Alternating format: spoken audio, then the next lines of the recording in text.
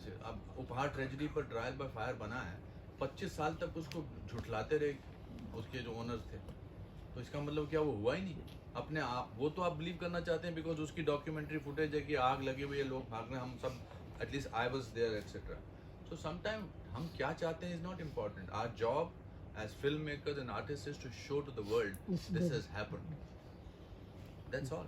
अनुपम sir, Rahul Gandhi की भारत जोड़ो यात्रा चल रही है और उसका आखिरी पड़ाव कश्मीर है. कश्मीर में वो बांदीपुरा में जाकर तिरंगा भी लहराएंगे और दूसरी तरफ वो कह रहे हैं कश्मीर कुछ स्थिति नहीं बदली है और अभी भी टारगेट किलिंग हो रही है. क्या मैसेज, क्या संदेश देना चाहेंगे, किस तरह से देखते हैं? This is again we will shift focus to something else which is not important. Let's not make it. No. Also it's important to continue harping on the tragedy of Kashmiri Hindu genocides.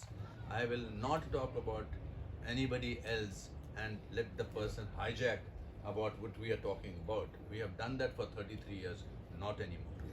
Anupam ji sir, Kashmir file हो या फिर पठान हो, controversies काफी हो रही है. I'm not going to talk about Let's this. talk about this film. I think it's important. Ashok, last question.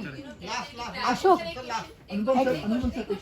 Ashok, last question about. वापिस से बता दीजिए, रिलीज हो रही है कश्मीर फाइल्स फिल्म, क्या करेंगे? जी क्या? Kashmir files film re release हो रही है. मैंने अपने जवाब दिया. अरे खाली तुम्हारे वो चैलेंजेस, खाली तुम्हारे चैलेंजेस. आप क्या People कहेंगे? should watch रिलीज हो रही films है. and decide for themselves. Kashmir Files is releasing all over again, and I'm at least applaud the courage of people, whether it is Z Films, Z Cinema, or whether it is Vivek, Pallavi, the cast, and to continue with this process of telling the tragedy of Kashmiri Hindu genocide. And cinema tickets का भी कुछ slash हुआ है ना कोशिश कुछ. कर रहे हैं कि कम में हो. हम उनके बिहाफ पे नहीं बोल सकते because और right तुम्हारा now- चैलेंज बताओ ना. right डर now लगा what था we when you need to shooting do is this to whole thing. concentrate on Kashmiri पंडितों का नरसंहार. Let's That not is very important. Let's not. हाँ अशोक, सारे विक्टिम्स को एक ट्रिब्यूट पे करने का दिन है.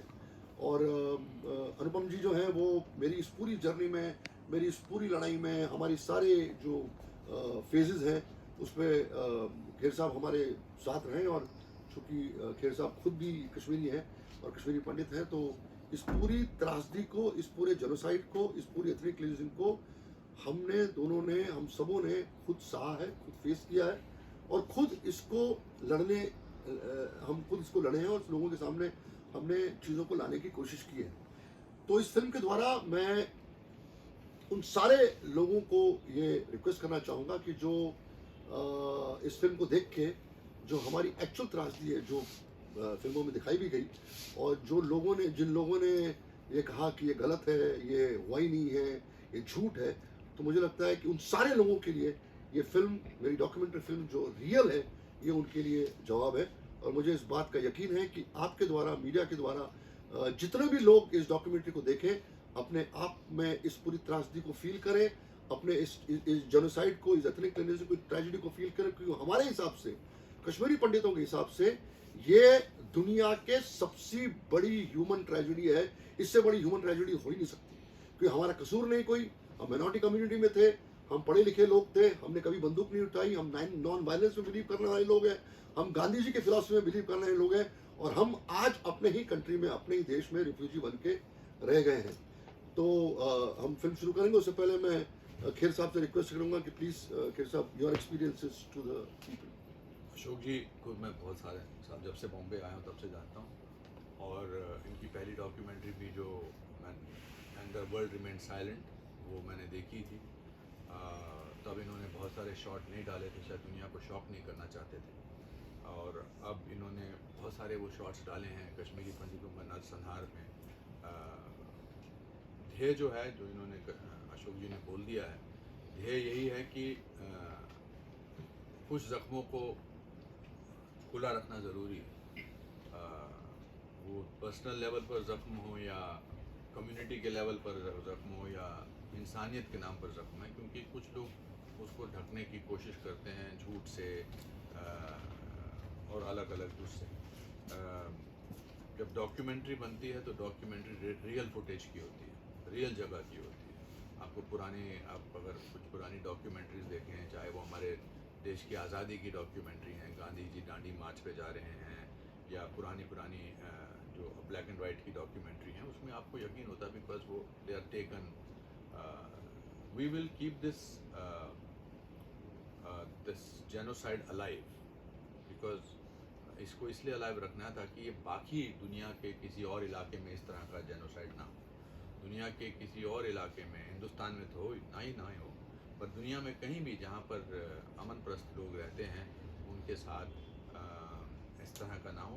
और वो आपके द्वारा मैं बड़ा खुश हूँ, आप लोग यहाँ आप आए हैं इस डॉक्यूमेंट्री के लिए, तो उसको ज़िंदा रखना जो है बहुत इम्पॉर्टेंट है। हमारे खुद के पर्सनल लेवल पर हमारे फैमिली मेम्बर्स को इसको भुगतना पड़ा, मेरे मामा को भुगतना पड़ा, बहुत सारे रिश्तेदारों को भुगतना पड़ा, और काफ़ी इसको दबाए रखने की कोशिश की गई है। 32 साल तक इसको दबाए रखने की कोशिश की, टिल कश्मीर फाइल्स केम, और आज 33वां साल है। और अभी भी बहुत सारे ऐसे लोग हैं जो इसको अलग अलग नाम देते हैं।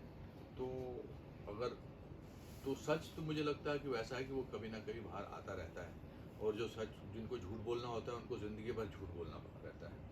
तो ये प्रताड़ना जो सही है कश्मीरी पंडितों ने, कश्मीरी हिंदुओं ने, प्रॉब्लम क्या हो गया है कि जब हम कश्मीरी पंडितों की या कश्मीरी हिंदुओं की प्रताड़ना की बात करते हैं तो बहुत सारे लोगों को ट्विस्ट करते हैं इसको कि शायद हम बाकी माइनॉरिटीज़ को या बाकी लोगों को हम उतना इम्पोर्टेंस नहीं दे रहे हैं। ये ट्रेजेडी है, चाहे वो किसी भी धर्म के लोगों के साथ हो, और उस हर ट्रेजेडी को एक्नॉलेज करना, उसका बहिष्कार करना, उस पर टिप्पणी करना मानवता का हमारा एक नियम है और हमारे लिए बहुत ज़रूरी है। और आज फिर वही है, 2023 19 जनवरी, 33 साल हो गए हैं। अभी भी बहुत सारे हमारे कश्मीरी भाई बहन जो हैं वो अलग अलग चीज़ों के लिए, मुद्दों के लिए लड़ रहे हैं।